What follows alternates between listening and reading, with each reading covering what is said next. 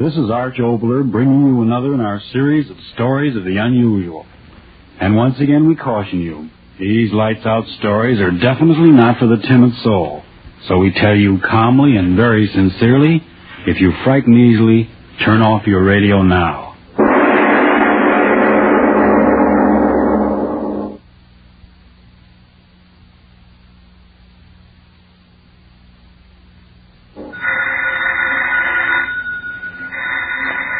Miss Goddard, answer the phone, please.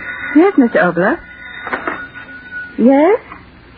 Oh, yes, Miss Harrison. Here he is. Mr. Obler? Yes? Miss Harrison. Oh, thank you. Hello, Joan. How's the phantom lady? Oh, yes. Yeah, am I in trouble? Well, the last light's out. I just don't know what to write about. Oh, no, I got plenty of ideas, but... well, men dying in foxholes, and what am I doing? Thinking of fantastic... Well, thanks very much, but I still insist that I ought to be... Yeah, okay. Sure, I'll make this last one a good one, and then that'll be that. If I live through it. Huh? No, I was just talking to myself. I've been doing that rather consistently these last few days. Yes, I guess all those zombies and ghouls and loup-garoos have finally caught up with me. Yeah, I know. 2 aspirins and a glass of water every half hour. Now look here, Miss Harrison, don't worry about me. I'll get the story written tonight if I have to talk to the devil himself to do it. All right, John. All right. Yeah, sure. Oh, fine. Call me back in an hour, and I'll have some kind of a plot figured out. I hope. Give my regards to Norman. Talk to you later. Well, Miss Goddard, let's get to work. Yes, sir. What time is it anyway? 11:32. Sorry I have to keep you working so late. That's perfectly all right. I know you have to have that play done by tomorrow morning. I'm glad to help. You're an angel. Angel? That's a strange word to use here in this room where I've thought up so many demons and monsters. Tell me, or maybe you won't want to tell me. What, Miss Obler? Working with me on these lights-out plays, do you ever get frightened? Well... You do, don't you? Yes, I do get frightened many times. There was a time I'd have found that very amusing, but not tonight. Is there something wrong, Mr. Obler? I don't know. Tell me, did you ever sit alone in a room at night and have a premonition? Suddenly get the feeling that somewhere in the house, perhaps in the darkness in the next room, something was waiting, something of malignancy and evil? What's the matter with me? If I keep on talking like this, they'll be using me as Exhibit X in the psychopathic ward. Come on, let's get to work. Yes, sir. Let me see. We'll start out next week's play with the regular lights-out opening. Lights out everybody, chimes, later thing you think, gong. First character is named Hellman. Call him Hellman. Jack Hellman, H-E-L-M-A-N. 2 hours. Got that? Mm-hmm. He commits a murder and he, Oh, what's the use? I can't write another one of these things. Ghosts and groans and blood. I tell you, I can't do it. Mr. Obler. I'm sorry. Look here, Miss Goddard, you better run along. But aren't we going to... No, I just can't write any more tonight. But the cast, they'll be standing by. The rehearsal. Devil with the rehearsal. I'm not going to go insane writing these things for anybody. Now run along, please. Try to get some rest, and if you come back early in the morning, we'll see what we can do. Just as you say. Are you sure you're all right? Please go. All right. Good night. Good night. What's come over me anyway? Why did I tell her to go? I gotta write this play. Premonition. She must have thought I was getting soft. Who's there? Oh. Well, I am in bad shape. The wind rattles the window and lights out, author goes nuts. There's a headline for Variety. I gotta get down to earth. 11:45. Joan said she'd call back in an hour. I've got to have some kind of a plot by then. Let me see. How about a press agent named Black killing a man named White and black and white murder? Ooh, that corny. Maybe I could use a story about a Hollywood producer. Let's see. Johnny Hour. He meets a girl and then's afraid because the girl's husband. Oh, is that out of character?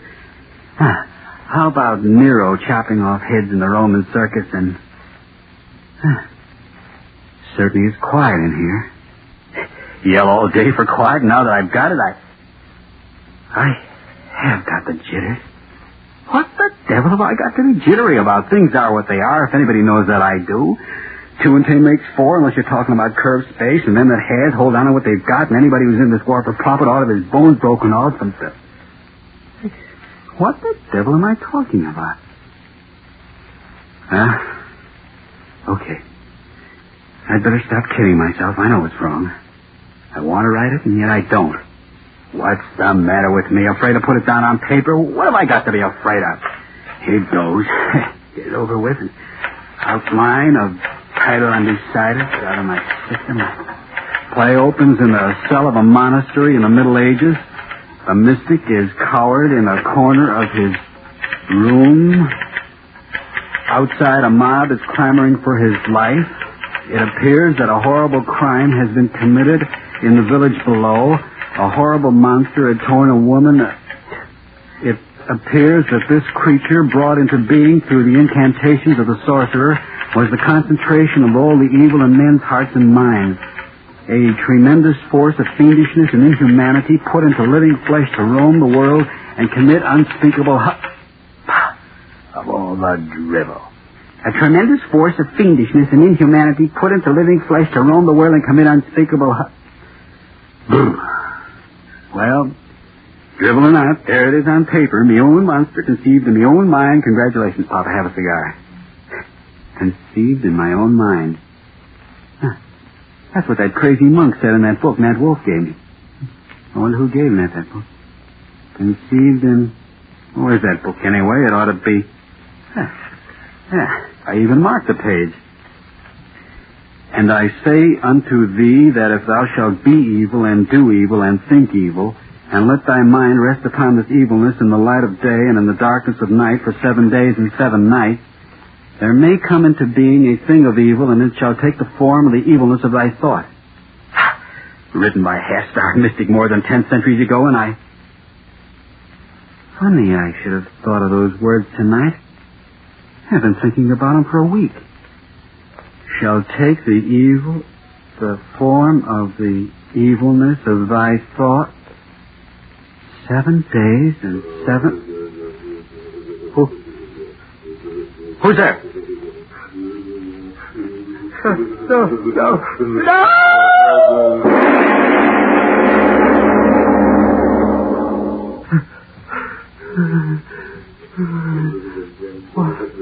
What the... You in my mind. You're just in my mind. No. You don't exist, I tell you. I thought you're a dream. I said a dream. When I wake up... The door. It is a dream. It's got to be a dream. Come in. Get me out of this dream. Hi, Art. Well, don't you ever open doors anymore? So what's the big idea of sitting in here all It's not a dream. It's still... Hey, Art, what's cooking? Eli, get out. Oh, now, Art... Don't stand there looking at me. Get out. Can't you see it? Get out. Get out of here. Hey, what's the gag? See and hear what? Behind you. Look behind you. Well, there's nothing behind me but the wall. Eli. Hey, what is this anyway? A preview of... Eli, get out of here. All right. Now let's have it. What is this, a preview of a new play? Boy, am I glad you're quitting lights out after all. Can't you hear him? Who? Hear who? Eli, behind you. Behind me what? What's the matter with you anyway, Art? Don't you feel well? You keep staring back at me. It must be a dream. What's that dream? It must be a dream. Are you tight? What's the matter? The pink elephant's beginning to get... No! My brother! No, my brother, let go of you! You think to my brother! No!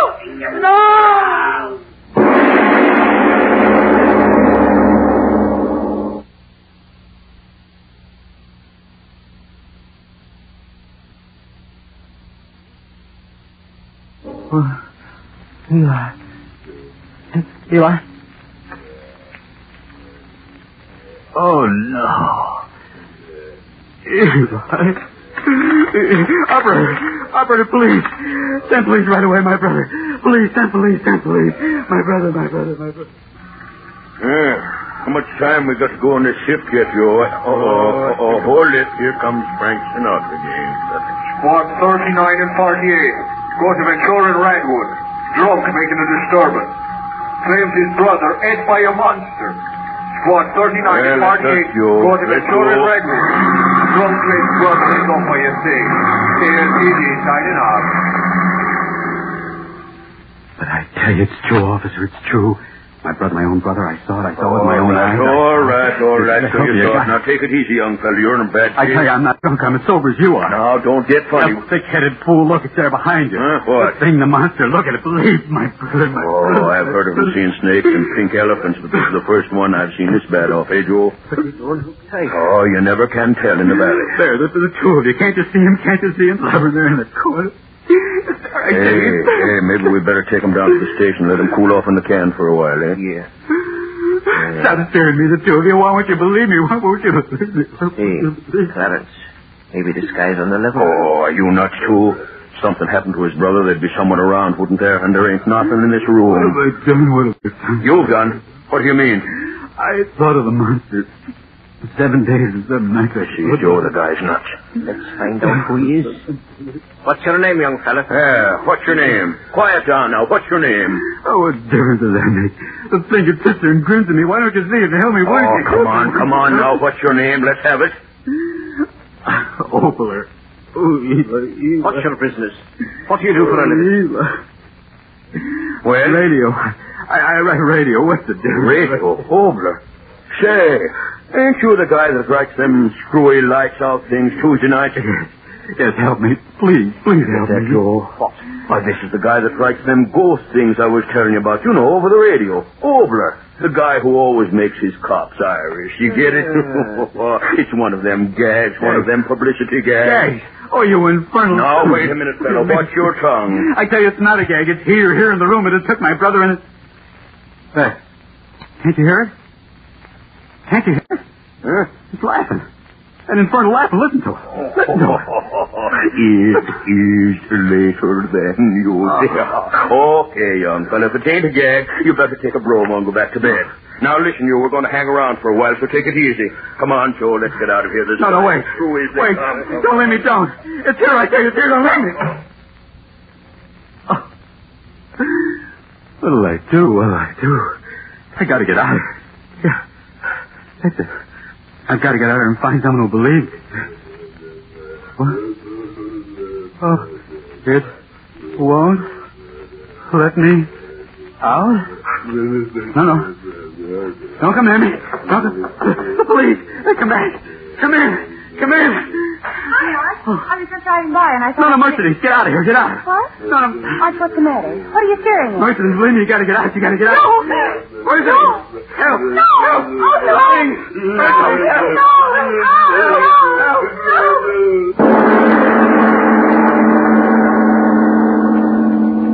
no. No. Oh, no. Hey, what's going on here? Didn't we tell you to go to bed? Is that the way to act? We heard you screaming all the way down in the... Oh, no. Where did she come from? Her torn. Give me a gun. Huh? That thing in the corner there. Won't you look at it? Won't you believe me? Give me that gun. Get away from me. The gun, I'll shoot it. I'll shoot it. No. Stand we are. Let's have a slug. Huh? You got it coming to you, that girl. They'll burn you for it as sure as my name's Clarence McMinzer. And I'd like to be the guy that pulls the switch.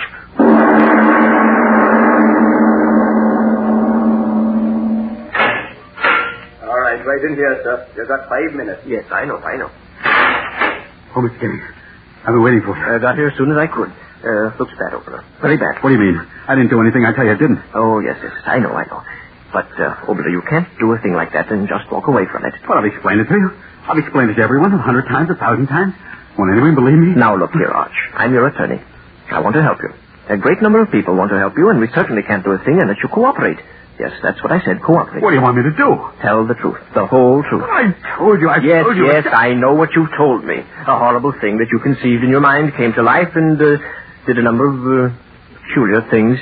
But, see here, surely you don't think that even the most stupid jury on earth is going to believe that nonsense? You don't believe me? Well, I've heard many peculiar alibis from my radio clients in time, but... Well, listen, if you want to plead temporary... But I'm not insane. I'm not insane. Then let's hear a sane explanation of what happened that night. I told you everything just the way it happened. My brother came home and... Yes, I know. Well, your brother came into the room and was eaten up by this monster, and then that girl... Oh, what's the use? Apparently you want to die. I've tried so hard to make you understand. I've tried to make you understand that if you don't stop this infernal nonsense and hurry up and tell me the truth of what really happened, You'll either find yourself taking a one-way walk to the electric chair or wake up in a padded cell in an asylum for the criminally insane. What? The fact of the matter is, they've already appointed a lunacy commission to pass on your case. Lunacy? Oh, see here, Arch. Wait. No, wait. Let me talk. Go right ahead. That's what I want you to do. Maybe I am insane. I don't know. At first I told myself it was nothing but a nightmare. That I'd wake up and find it had all been nothing but a weird dream that never really happened. But it's not a dream and no one will believe my story, not even you. It's such an irrational story. How can you expect anyone to believe it?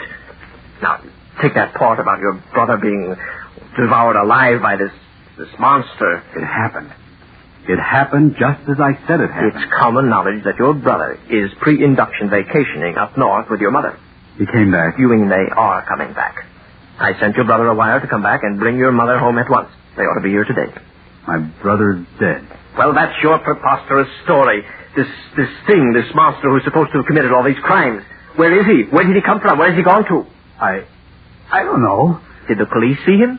No. Did anyone see him? No. Oh, Arch, if you're going to think up an alibi to save yourself, for heaven's sake, think up a better one than that one.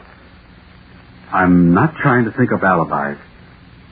I'm just trying to explain what happened to you and maybe to myself. I haven't believed much during my life, except perhaps that somewhere there was a power that went beyond life and death.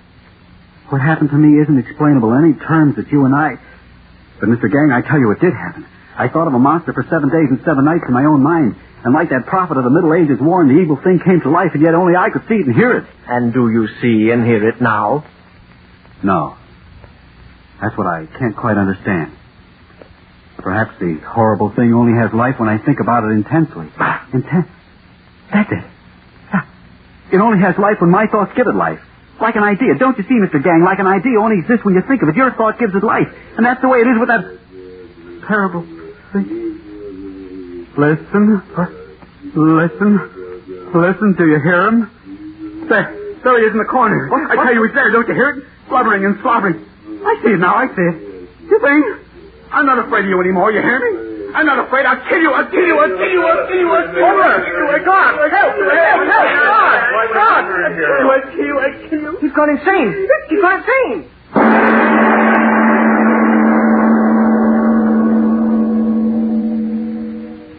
I tell you, all radio writers are crazy. I've had dealings with several of them. Gentlemen, if you please, control yourselves. Mr. Pelletier, please. Dr. Schmidt, put down that bottle. Are we a lunacy commission or lunatics? And you too. I know how strongly you gentlemen feel about this matter, but after all, we must come to a decision on his mental status. As chairman of this lunacy commission, I feel that it is incumbent upon me to, shall I say, summarize the facts as they have been placed before us. First, it is an established fact that a murder, and a very horrible murder, has been committed. The police officer has testified very conclusively that Arch Oboler was there upon the scene of the crime, and that it was absolutely impossible for anyone else to have committed the murder. In other words, the man whose mental status we are to determine is a murderer. Consider further facts. Does he wear conventional shirts? No. Another fact. Does he participate in normal activities such as drinking, dancing, fraternal orders, and similar beneficial social activities? No. I pile fact upon fact. Have you gentlemen ever listened to his play? What are some of the distinctive features of these works? Voices. Strange voices. Whispering voices. Note that, gentlemen, always whispering voices. Voices. Gentlemen, I am of the firm opinion that we are dealing with a very definite case of dementia praecox in its paranoidal form. But I tell you, all radio writers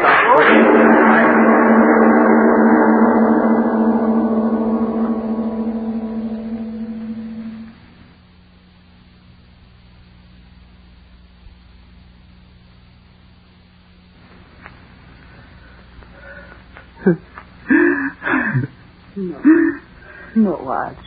No. A lifetime in an insane asylum. Oh, Mother, I'm not insane. I'm not insane. No, of course you're not, son. But don't excite yourself anymore. Please. But it makes me go.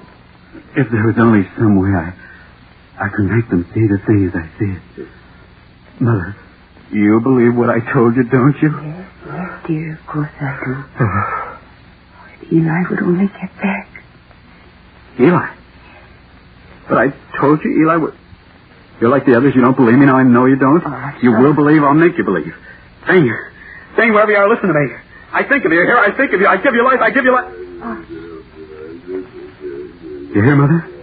You hear it does exist? It does? No, don't get so excited. There, Mother. It's right behind you. Turn, see, believe. You see it, Mother. You see it. I'm not insane. I'm not insane. No. My mother. Sing, my mother. No. No. Not my mother. Not my mother. Not my mother. Not my mother.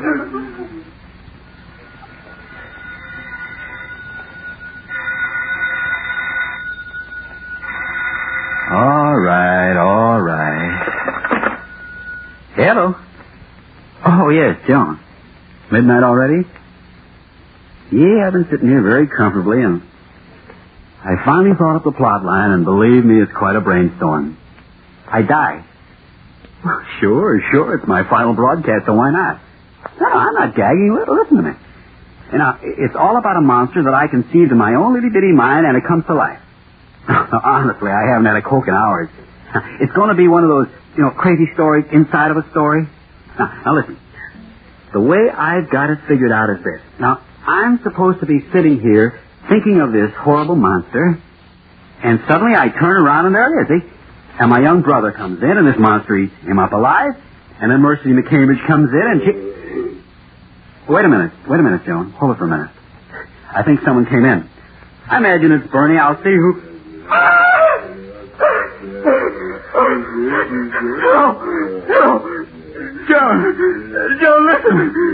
That thing, it's true. This time it's really happening. No!